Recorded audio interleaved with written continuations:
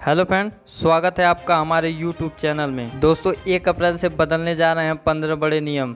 जान ले, यह आपके पॉकेट पर सीधा पड़ेगा असर। दोस्तों, 1 अप्रैल से PAN, Aadhaar link, saving account, bank rule, tax, GST, FD समेत तक नियम बदलने जा रहे हैं। यहाँ हम आपको ऐसे ही कुछ बड़े बदलाव के बारे में बताएंगे जो सीधे तौर पर आपको प्रभावित कर सकते हैं। पहला नियम, बैंक आधार लिंकिंग। अगर आप 31 मार्च 2022 तक अपने बैंक में पैन को आपके आधार कार्ड से लिंक नहीं करते हैं तो 1 अप्रैल से आपको पैन निष्क्रिय हो जाएगा। साथ ही आपसे जुर्माना भी वसूला जाएगा। हालांकि सरकार ने अभी जुर्माना की राशि ऐलान नहीं की है। दूसरा नियम, 31 मार्च तक बैंक खाते का केवाईसी पूरा करना जरूरी है। ऐसा नहीं करने पर आपका खाता बंद हो सकता है। तीसरा नियम, 31 मार्च योग्य किसानों को ऑनलाइन या ऑफलाइन तरीके का इस्तेमाल करके आपको केवाईसी को अपडेट करना होगा। जो किसान ऐसा नहीं करते हैं उनके खाते में पैसे नहीं आएंगे। पीएम किसान वेबसाइट के मुताबिक ई केवाईसी पीएम किसान पंजीकरण किसानों के लिए अनिवार्य है। चौथा नियम, 1 अप्रैल से नया आयकर कानूनों को लागू करने जा रही है। दरअसल 1 अप्रैल 2022 से मौजूद पीएम खाते में 2 भागों में बांटा जा सकता है, जिस पर टैक्स भी लगेगा।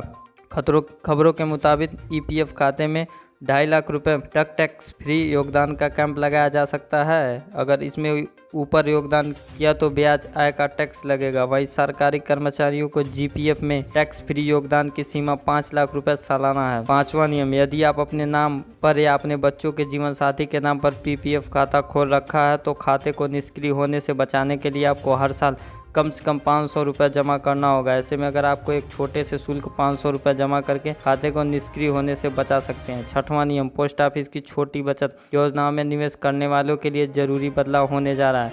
1 अप्रैल 2022 से post office monthly income scheme, senior citizen saving scheme और टर्म डिपार्टमेंट काउंटर पर ब्याज का पैसा सेविंग खाते में ही मिलेगा। पोस्ट ऑफिस जाकर कैश में ब्याज का पैसा नहीं ले सकते हैं। सेविंग खाते से लिंक कराने पर ब्याज का पैसा इलेक्ट्रॉनिक माध्यम से ट्रांसफर हो जाएगा। सातवां नियम, 1 अप्रैल 2022 से एक्सिस बैंक के सैलरी या सेविंग अकाउंट पर नियम बदलने जा रहे हैं। बैंक में बचत खाते में मिनिमम बैलेंस की सीमा 10,000 से बढ़कर 12,000 रुपये कर दी है।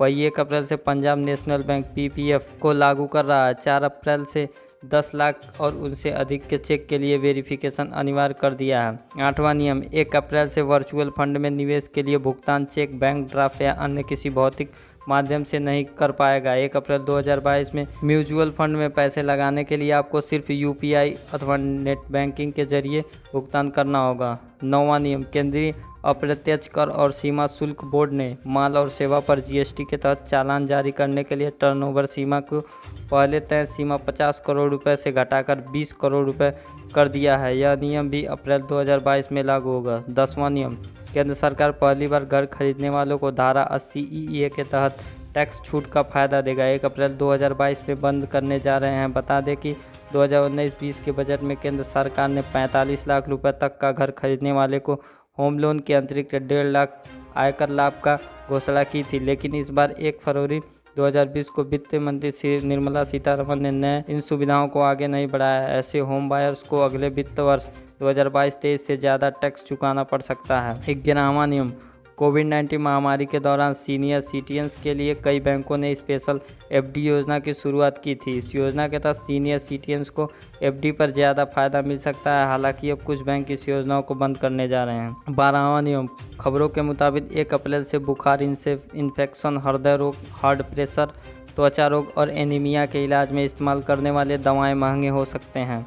13वां नियम, हर महीने के तहत अप्रैल में पहले दिन गैस सिलेंडर के दाम में बदलाव हो सकता है। इन दिनों पेट्रोल, डीजल और एलपीजी के दाम बढ़ते ही जा रहे हैं। ऐसे में संभावना जताई जा रही है कि अप्रैल में एक बार फिर गैस सिलेंडर के दामों में वृद्धि होगी। 14वां नियम, 1 अप्रैल से क्रिप्टो करेंसी पर लगाने जाने वाले टैक्स के नियमों में बदलाव होने जा रहा है। बजट में वित्त मंत्री ने कहा कि सभी वर्चुअल डिजिटल एसेट या क्रिप्टो एसेट का 30% टैक्स लगेगा अगर उसे बेचने का फ़ायदा होता तो। इसके अलावा जब कोई क्रिप्टो एसेट बेचा जाएगा तब तक उनके बिक्री का 1% डीटीए कटेगा। अगर आपको वित्तीय वर्ष 15वां नियम, अगर आपने वित्तीय वर्ष 2021-22 के लिए देर से आईटीआर दाखिल करने का समय सीमा 31 मार्च 2022 है। देर से आईटीआर दाखिल करने पर 5,000 रुपये तक का जुर्माना लग सकता है।